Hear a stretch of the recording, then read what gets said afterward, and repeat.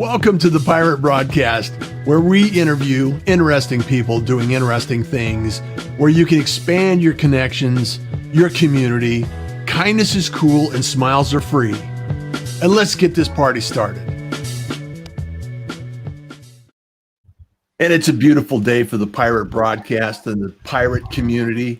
And we are talking to interesting people doing interesting things. And I just wanted to thank you, all the appreciation and gratitude in the world for being here. And if you're watching the replay, thank you. Just leave some comments, share it out. Let people know that we're doing this. It's a wonderful community, a lot of wonderful, amazing people to be introduced to and learn from. And today is no different. We have Kathleen in the room. We're going to be talking about disaster recovery, and some of the processes that people have to go through that we might be unaware as a individual about some of these things that go on. And, if you've ever lived through a disaster, if you ever survived a catastrophe of either a weather anomaly or earthquake or any of these types of events, you can understand and appreciate what Kathleen's going to bring. Also, we're going through a process right now with a little bit of a pandemic. So we want to touch base on that and check in. So Kathleen, how are you today? Thank you. I'm doing well. Thank you for inviting me. Well, we met online, and I was a volunteer firefighter and an EMT at one point in my life. Yes. And so a first responder and someone that goes out, and most of my events were around brush fires or car accidents or slip and falls and things like that. And so it's not the breadth and scope of what you have had experience with. And I just think everybody has to appreciate that there are people out there doing what you do. And the first responders, hats off. The medical community that's taking care of people right now, thank you so much. I really appreciate all the things that you do. And I just want to give a shout out to everybody that's doing that work. Thank you. That's all I can say. And so, Kathleen, let's talk about some of your history and how did you arrive at this thing? You don't wake up one day and say, I think I'm going to work on disasters. Well, kind of actually, I've been handling disasters, including injuries and things like that, since I was a child. Uh-huh. So, because I could keep a cool head in a situation. So whenever my brothers and sisters got hurt, if we had to take them to the hospital or something, I was the one that was doing that or helping my parents to do that. So you were the calm one in the family. Pretty much, yeah.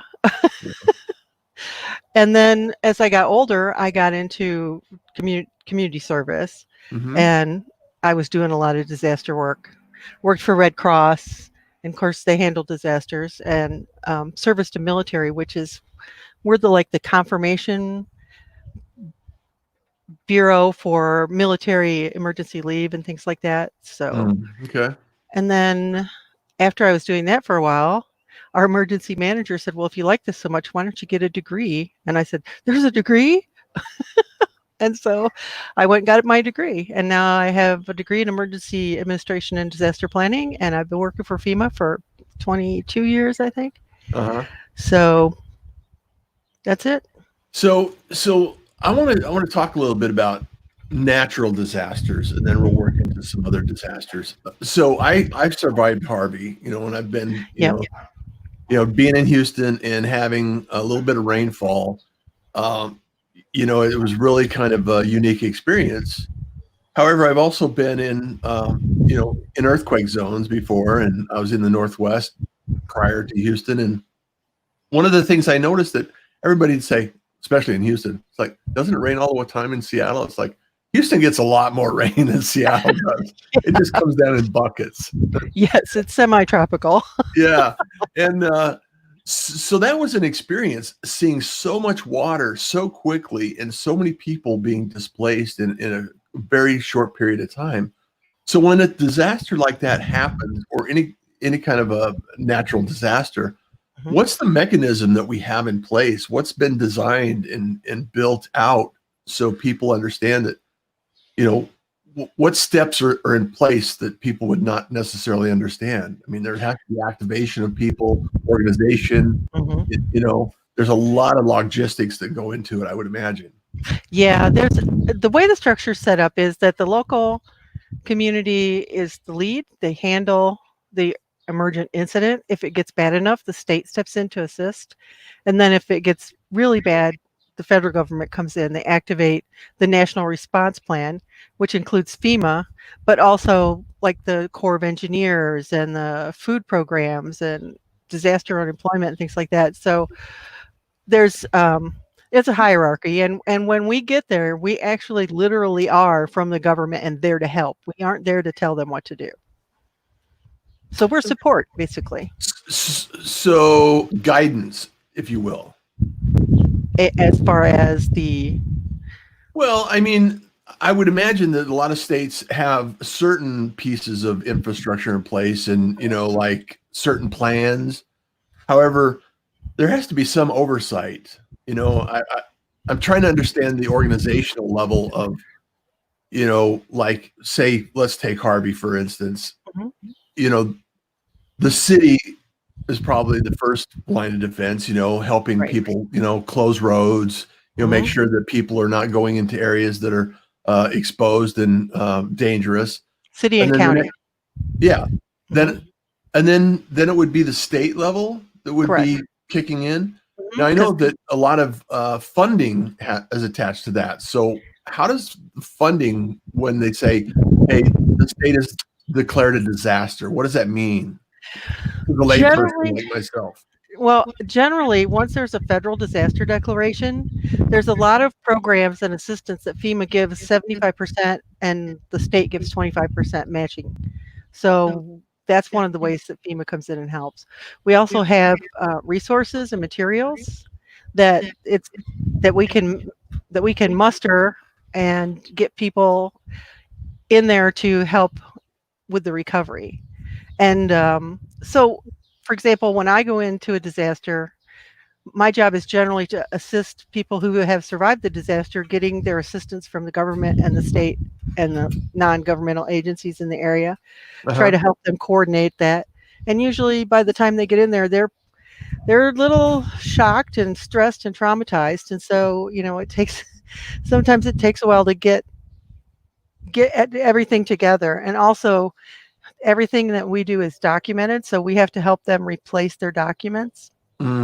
And we have to coordinate that for them. And so, and then once we do determine what assistance they're eligible for, we can help them with rent, with repairs, replacement of the house. Of course, that usually is the amount that FEMA has for the replacement is usually anywhere between $30,000 and $45,000, which is not going to really replace your house. And then we have a public assistance program to assist, like for roads and bridges that the cities have to, and counties have to do. So it's a pretty broad spectrum of assistance that we can give.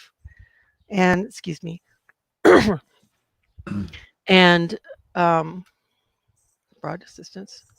Yeah, and like I said, and then we coordinate other things to help. Well, I would imagine FEMA has a role, and then also the Red Cross has a role. I would imagine that they're separate roles, though they're different, unique, responsibilities. Is that actually the case? The American Red Cross is the only non-governmental organization that's included in the federal response plan. Interesting. They generally provide they provide mass care, housing, and feeding, and they also have medical assistance that they do, like helping to replace medications that are lost in a disaster or medical equipment, and FEMA can also do some of that. And then they have psychological counseling, and they have caseworkers to help people through their program too. Wow. So there's a lot of moving parts here. So is there one hierarchy that it rolls up to in a coordinated effort, or is it just all? I'm just trying to imagine this, Kathleen. It's like, okay, is there like a conference call where everybody says, okay, you take A, you take B, you take C? Yeah, generally what happens is that because we go in to support the government or we're under the governor. the governor of the state. Okay. And generally it rolls from the governor's office, all the coordination. And we have an emergency operations center, and that way all the agencies are represented in the same place, and they Mhm. can make decisions for their agencies or get information from their agencies and share it. So we try to stay coordinated. Well, and coordination is key because in any disaster, you need to make decisions quickly. You need to make you need to have a little bit of intelligence and understanding of the situation. Right. So it's really an opportunity to actually say, okay, the person or group of individuals that have the decision-making process have to be made aware of everything that's going on and what the Mhm. cause and effect is going to be in the situation. Right. And So, some of that is from experience and some of it is from education and training. okay. But yeah, I think that actually in most instances, with a couple of exceptions, we generally do fairly well. Uh-huh. Um, we've had a problem with our leadership in this administration. I don't think that they were appointed because of their skills with emergency management. And so Mhm. we had a major failure in Puerto Rico when Hurricane Maria hit. Yeah. And we've had some other, not the best Challenging efforts. responses. And this coronavirus is another one that FEMA could easily be responding to and be an excellent conduit to get resources out to people. And I'm not seeing that happening. Well, I want to go back to your point that the governor is Mhm. responsible at the state level. And a lot of the things that we're dealing with right now are, each state seems to be doing their own thing. And Mhm. so when you're dealing with a international epidemic or a pandemic like this, I would anticipate that there would be more coordination at the next level up. And That's so, and so, I don't necessarily want to get into the politics of it. However, the operational episode of, having some, not necessarily jurisdiction, but leadership is that, mhm. um, Yeah, it seems like that's been kind of the area that seems to be lacking. it is because if you go what's happened here is, especially in Texas, the president has said, well, we're going to let the governors be responsible for it. And Sure. our governor has said, we're going to let the mayors be responsible for it. And so we've got hundreds of mayors who were elected, never even dreaming they'd have to face something like this and handle it on their own. And so we get all different levels of competency, Right. and so we get all different levels of inability, basically. Have you been tracking the actual, the openings and the mask wearing and the ICU bed levels and things like that? Is that something Yeah. that you've been involved in, or at least uh, following as a personal interest? Yeah, I have. The right now Texas is blooming again because Mhm. we reopened, and the governor has told all of the mayors and sheriffs and judges and anybody else who makes decisions that you cannot force people to wear a mask. So, for example, in Austin, the mayor said that they did have a mask ordinance, and Mhm. then the governor came in and said, no, you can't do that, and rescinded it. And so we've got a lot of people who should be wearing masks that aren't. Yeah, and then the argument goes back to, well, my mask just, you know, it collects it collects everything for me so I can take it home. And No, it's like there's a lot of misinformation out there, yeah. in my opinion. And I go on the news and it's like, okay, doctors are saying this is a crisis, and then other doctors are saying, y- y- you know, everything is being reported as COVID if they don't know what it is. It's like Mhm. I don't I don't know what the real answer is, and I think that's part of the anxiety that people have in the communities is not having a clear consistent message over and over again. I mean, it's really frustrating to It is. hear, like, okay, they stopped, they blocked everything down, and all these mom and pop shops and all these small businesses are, a lot of these restaurants are not going to open again. Yeah. That's just fact. And then some businesses that were considered essential were allowed to continue to run, and others were not. And in some cases, those were like liquor stores and yeah, like, bars and things like that. and then some people just flat said, "I don't believe it, and I'm just going to continue to do what I'm doing." Exactly. And so here's what the issue is. This, and I have a son that's a doctor, and he's dealing with this down in Dallas. Uh-huh. This is a big deal. This is a pandemic that's worldwide, and the only way that you can fight it is to, like you do with Ebola, stamp it out and then wait until it pops up again, and then you go and address that bubble, because you're only dealing with one bubble then. Right now, we're like in a boiling pot trying to fix bubble by bubble. It's like whack-a-mole. It is. It's whack-a-mole because everywhere. That's one of the things that in New York State that they're concerned about, because they've got their numbers coming down. But when people come in from, say, Florida, where they're not doing the masks and everything and the social distancing, or Texas, then it starts up again. And so you've got this, you have an outbreak here and it goes down, but then you have another outbreak over some other state, and it goes down, and then it goes back up in the first state again, which you're seeing in California. Yeah. And and to me, the shutdown that we had in April was a terrible mistake, because they didn't do it equally over the entire nation. And so people have lost money, lost their jobs, and lost their lives because we didn't coordinate this effort. Yeah. Because this is like, you have to stamp out a disease like this in the entire nation. Yeah. So that after that, all you're dealing with is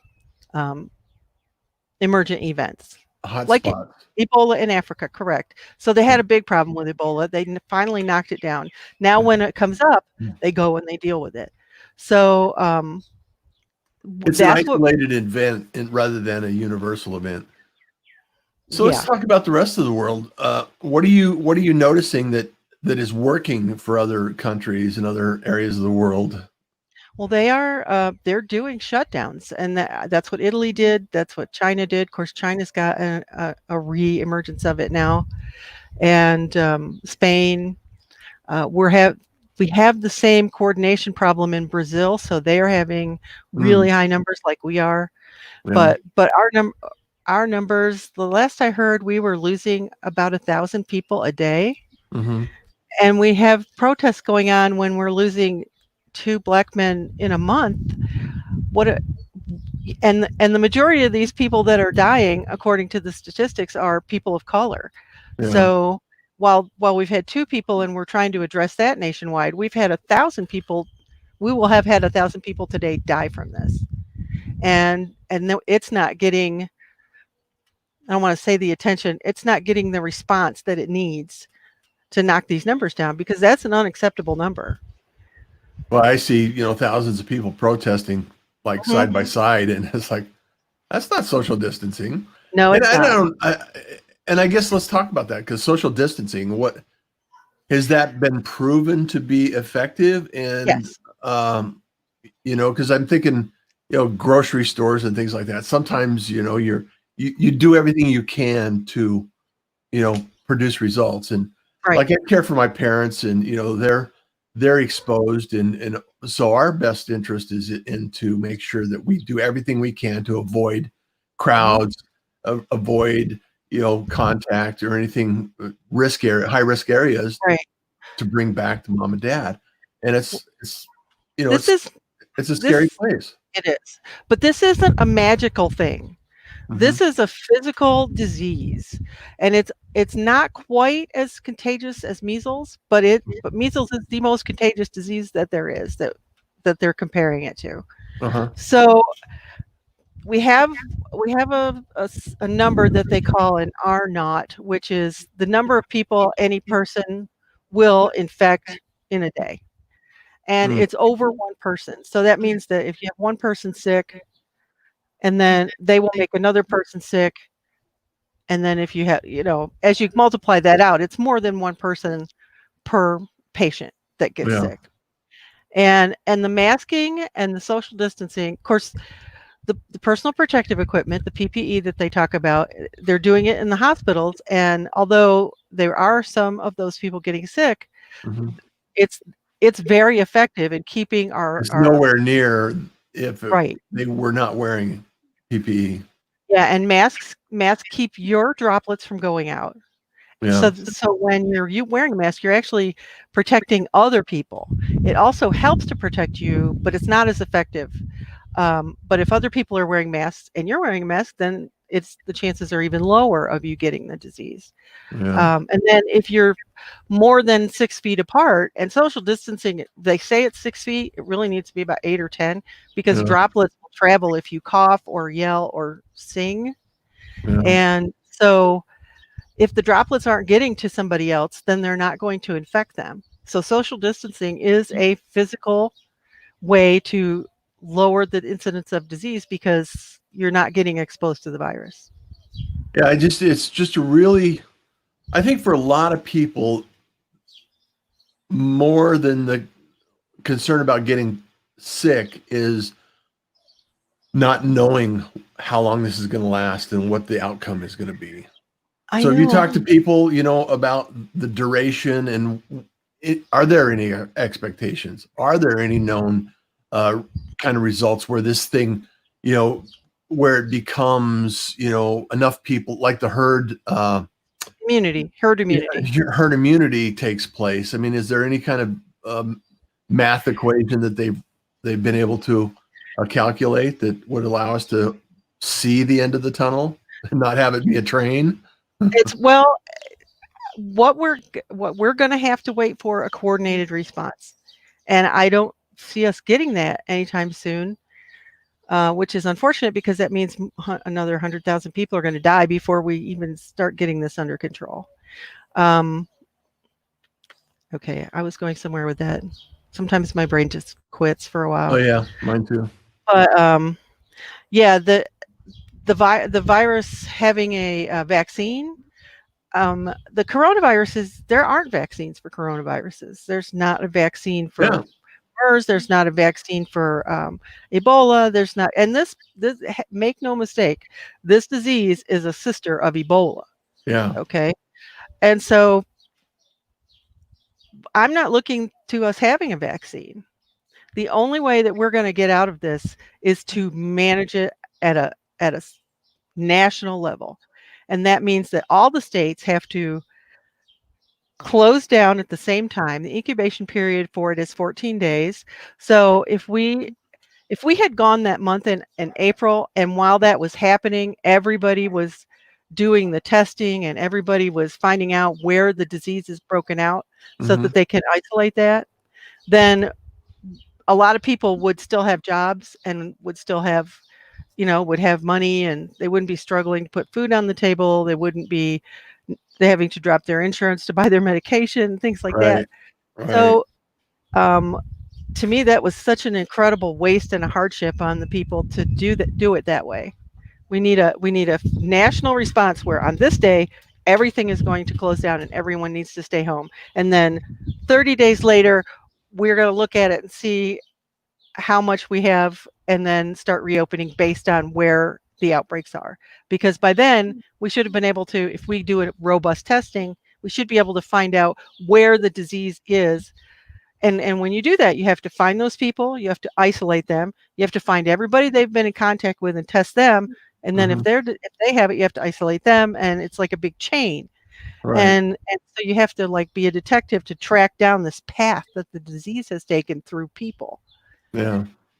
And we Are we confident that the testing is adequate, or I mean, because that was a big controversy early, is like we don't have adequate testing to begin with. right. So how will we know where people are, getting exposure from. Yeah, well, as I understand it, for some reason we wanted to develop our own test, even though there was effective testing from other countries that we could have purchased. Yeah.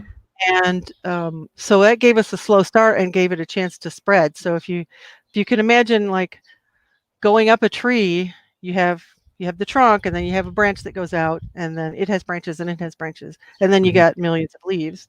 And Right. so yeah, if we'd have been able to stop it when there was only a couple of branches, then we could have dealt with it much easier. But we have to, the testing is vital to finding out where it is so that we can go and deal with it. Yeah. Hey, before we get off, I want to touch base a little bit, Kate, on because I know that for a fact that you are doing disaster tales. Yes. Talk a little bit about disaster tales and what that encompasses. Disaster Tales is our podcast, and I have a co-host, Barb Blonsky, and another one, John Harrell. Oh, cool. And we talk about disasters and, like, the history of the disaster, the causes, the effects, the kind of lesson learned from it. Uh-huh. And it covers things like there's a steamboat explosion that happened on the Mississippi. We talked about the 4 hurricanes that hit Florida in 2005, Hurricane Sandy, the San Francisco earthquake in 1906. And we go in and we get firsthand accounts. Peshtigo fire, that's an interesting one. Also, I've had some guests that talk about substantive issues that have to do with disaster, like trauma and the kind of trauma that people have when they're through it, but there's also a vicarious trauma that people have by dealing with people who have been through the disaster. Oh, absolutely. Yeah, and I talked to Richard Olberger about that. And so there's some really interesting ones out there. We've been doing it for about a year and a half. Oh, very cool. Very cool. So, yeah. Well, and that's the thing. That's the thing that I love to highlight with the Pirate Broadcast is interesting people doing interesting things, right? And that there's somebody out there that has an interest and a passion for bringing awareness to the world on some of these topics. And so I was fascinated by the fact that when I had as a first responder myself, I just wanted to make sure that it's like people may not truly appreciate what is required to deal with in a disaster. And I can't say that it's there's a lot of trauma involved. A lot of people have lost everything. And a lot of people go through and they really are lost because they don't even know where to start. Right. Where can I even find housing, or where can I go to get help? And who is out there to help me? We just did my last episode that went up on the 15th was about immediate emergency housing, because we were working in California in the fires and in Chico, and there's already a massive housing shortage in California, and every time there's a disaster, there's less housing, and they're not rebuilding at a good rate because they have certain compliance issues that they have to deal with. So not only is there a low amount of housing, but once the disaster comes, what I like to say is that when there's a disaster like that, owners become renters and renters become homeless. Yeah. And it's very difficult. That's not a good direction for the country to take, I don't believe. So, and some of the things that are going on in Seattle right now is the protesters and the city being taken over. Is like, I don't understand. I just do not understand. I mean, that's a catastrophe in my opinion, and that's for another show. Yeah. Well, one of the things I predicted back in January when I started getting ready for this was that it would happen, that it would spread, that we'd have to shut down, that we'd have to do distance learning and distance work, but also that in the summer there would be violence. Yeah. And I had prepared for violence by making sure I have curtains people can't see through at night and things like that. Yeah, right. And I didn't know what form it would take, but I knew it was going to happen. Yeah. And then as we mentioned before, after disasters, did we say that on here? After disasters, because there's fewer people, there's more inheritance of goods and property. Yeah. So the people become wealthier. The survivors become wealthier, and also the labor pool becomes smaller, and employers have to end up and pay people more. Yeah. It's like if you want me to go out there and pick your tomatoes before they rot, then you're going to need to be paying me more, and I need to have medical insurance for my family. Yeah. And you can see that starting to happen. I know Target just raised their base minimum wage, Yeah. so they get people off the unemployment. And what's really a crying shame is that people aren't coming off of unemployment because they're getting more money than they are when they're working for people. Well, And especially at minimum wage. It's like, why would I want to get off unemployment when I can make more on unemployment than minimum wage? right, and the thing is that you know owners say, well, we pay them, they should be satisfied with that, but these are the people that are making your business run. If you didn't have those people there, your business wouldn't run. And Yeah. so they deserve whatever it is as that their work provides for you as well. Well, So and I think the bigger item, that we need to consider also is the markets are going to change. The markets are changing. That's why I have, it's like, let's look at now. Let's see what we're doing now and work to improve now for the future. And the future is going to be different and everything else. yeah. So before we wrap up here, Kate, what are we going to do? I mean, is there anything that you can leave with us that would give us hope and inspiration today? Because I don't want to leave on a down note. It's like, Well, leave us with some inspiration here. the best thing you can do is to prepare. Yeah. Because if you're prepared, you can take care of yourself, and then you can help other people as well. And the other thing that I find is as I go over the country, you hear about people are bad and selfish and it's dangerous. I find that people all over the country are generally good people. They want to do the right thing, and they're willing to do whatever it takes to get it done. So that's a good thing. That is a good thing. And you see, it's like Mr. Rogers used to say, look for the helpers in all disasters, Yep. There's helpers everywhere. And as you know, I thank you so much for being here and sharing this information. If you want to go, Disaster Tales is there, and you can actually check out the podcast at disastertales.com. Right. And I love the fact that you can actually connect with Kathleen. Do you go by Kathleen or do you go by Kate? It just depends.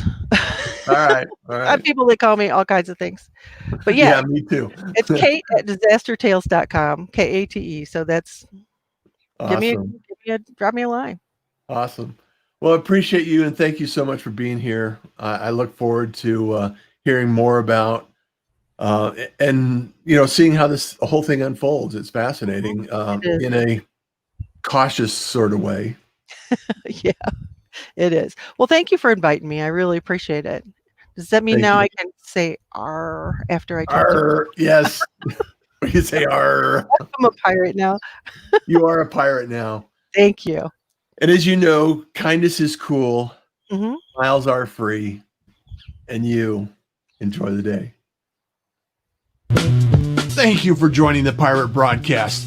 If you found this content valuable, please like, comment, and share it across your social media channels. I would love the opportunity to help others grow in their business. The Pirate Syndicate is a platform where you show up, we produce the show. It's that easy. If you want to be seen, be heard, and be talked about, join the Pirate Syndicate today.